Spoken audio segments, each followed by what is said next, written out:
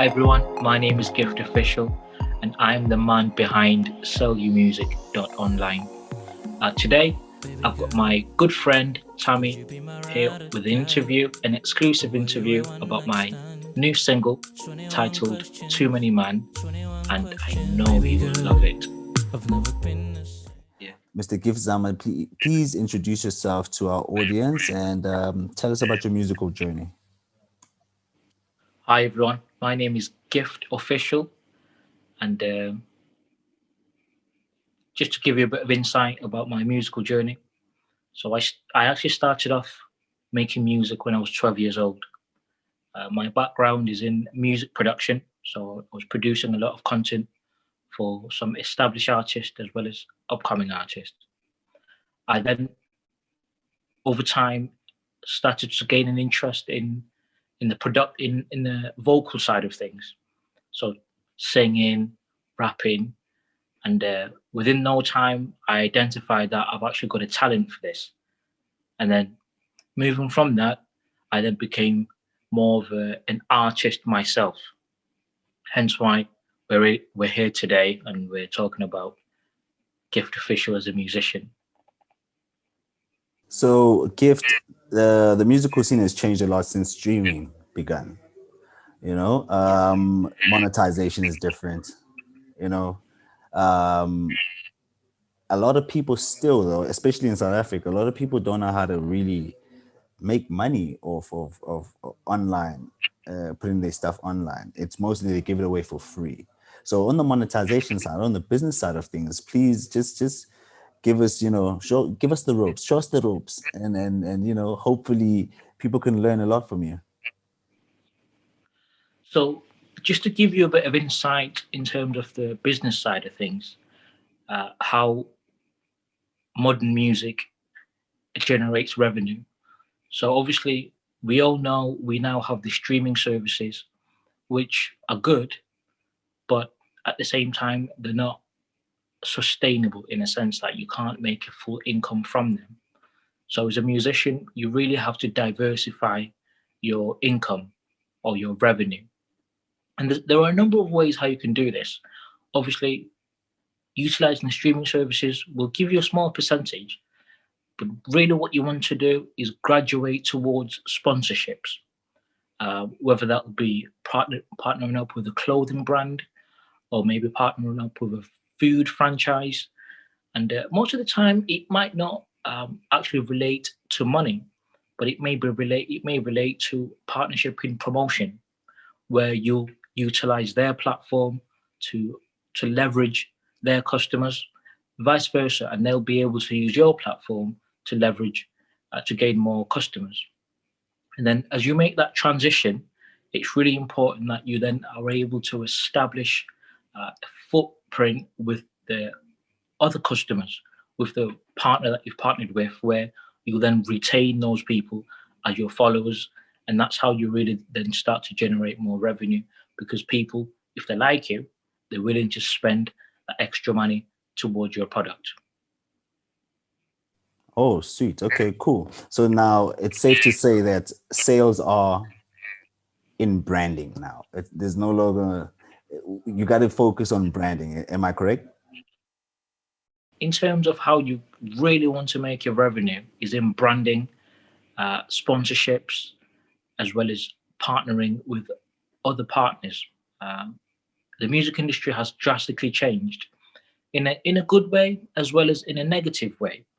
Um, as we all know, now the playing field is a lot more level now. So a lot more upcoming artists are able to break in, and then for the more established artists who are used to traditional means of the music industry are having a hard time because it's changed so much and it's continuously evolving.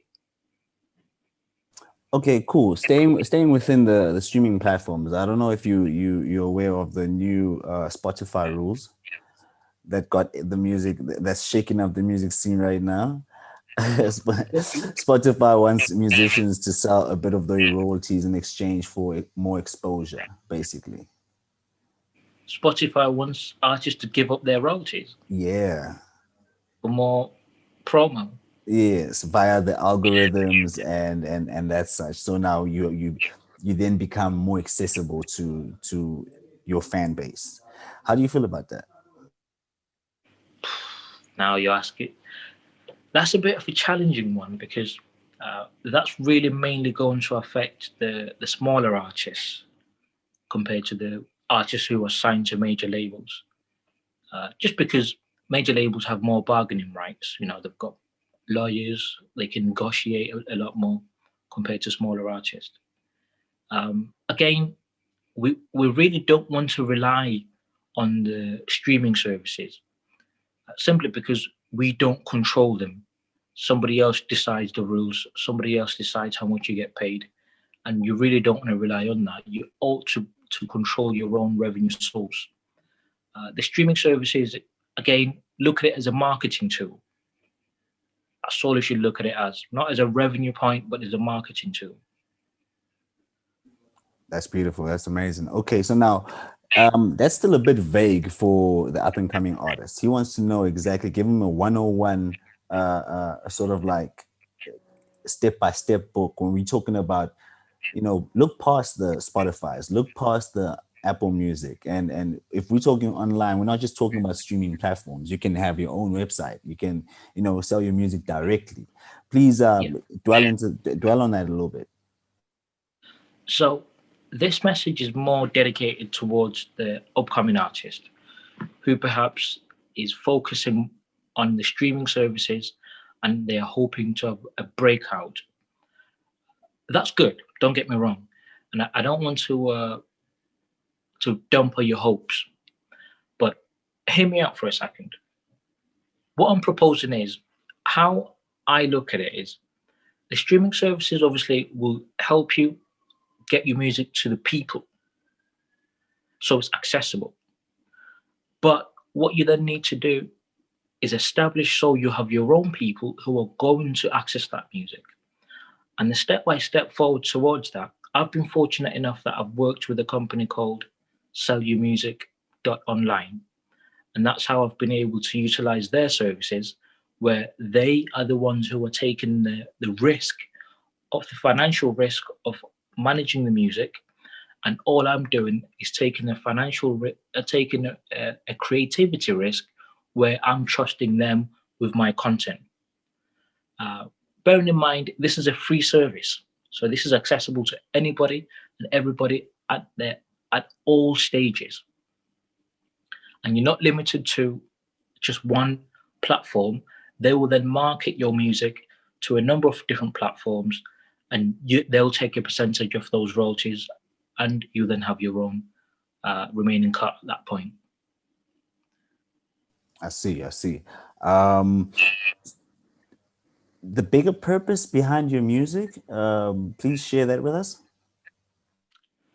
The bigger purpose behind the music is it's really just for people to know that there's more to life than dreams. If there's anything you ought to do, is live your life right now for the better of everybody else. And this is not just towards music, but this is pretty much across the board, whether you're in business, whether you're focused on family, whether you're focused on um, marriage. Again, do the best you can do at that time. There's a lot of people that are always ambitious, and there's nothing wrong with that. But don't live in a dream, live in a moment, because your dream doesn't pay your bills. You've got to do what you've got to do now. As long as you're not causing any trouble, you're not sinning. You know, this is paradise. Some of us are not going to make it to heaven. That's beautiful, man. That's beautiful, man. Sorry to pull you back, drag you back into the monetization side of things again, but it Yeah, seems to be the well, it's forever been the thing because at the end of the day, it's still a business. It's still a music business, right? And a lot of artists just don't know that there's so many ways to make money off your content. There's publishing, there is licensing, there's all of that. So now, let's look at publishing. How can an artist make money, and what should they through publishing, and where should they look for those opportunities? So, as well, obviously, as we know that within the music industry, you have publishing, as you've stated. There are a number of different ways how publishing can come in. If your content is getting played on radio, if it's getting played on TV, uh, you will then get a percentage of that money as a songwriter or as a performer in that recording. And again, this will vary depending on what type of artist you are, because not all artists will be applicable for radio, simply because the content might not fit that specific radio stations across the board. But it doesn't mean that you are unable to utilize publishing. Publishing also applies to when your song is played on YouTube, funny enough. And also, publishing also applies when your song is streamed on digital platforms.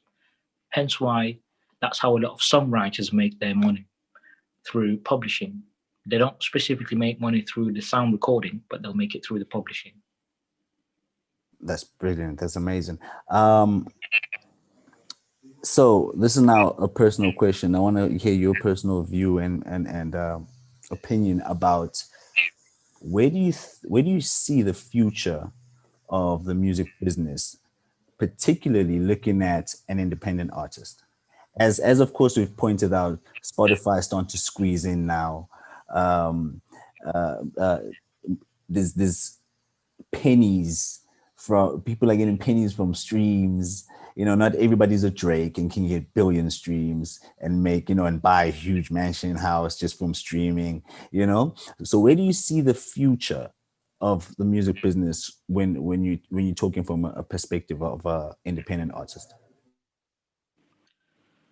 So the future for the independent artist is bright, how I look at it, because if we really think about it deeply, the music industry has really become small in a sense that anybody and everybody can have a breakout. Now, obviously, it will vary depending on the type of artist you are in terms of if you're able to sustain that momentum. But in terms of how the music industry is looking at the minute in time, it's looking very good because as an artist, you are now able to go directly to your fan base. You're not reliant on a record label, a publisher to get your content out there. You can do that yourself. And there are prime examples of many artists who are still independent and they're able to make a living. To be fair with you, some of them are even millionaires just being independent artists.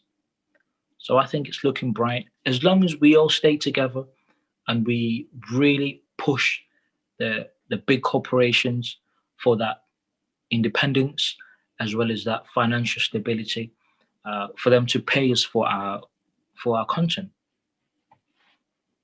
Now that's easier said than done. Looking at sellyourmusic.com, which clearly was established because of independent artists that are struggling to make money and struggling to be exposed to the right audience. That is another example of sell your music will probably be like chill hop. I don't know if you listen to chill hop music.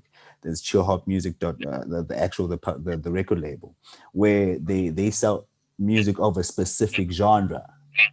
You know, they don't just go for everybody. You know, so Yeah, clearly that too was established. It came from out of frustration, probably, I would assume. So yeah. now, please shatter the dream of, you know, how music artists are being branded. You know, you got to get the glitz, the glam, the fame, and all of that. Yes, you can make it independently, but there's a lot of work involved. Please break that down for us. So just to give you a bit of a breakdown towards the different styles of music and the fact that some artists are really been locked into a specific genre. As a as an artist, you really want to be flexible because music styles don't last forever. We've seen in recent history where we've had a specific genre that's gone really popular, but within 2 years, it's died out. And the artists that were perhaps popular in that genre, we don't know anything about them.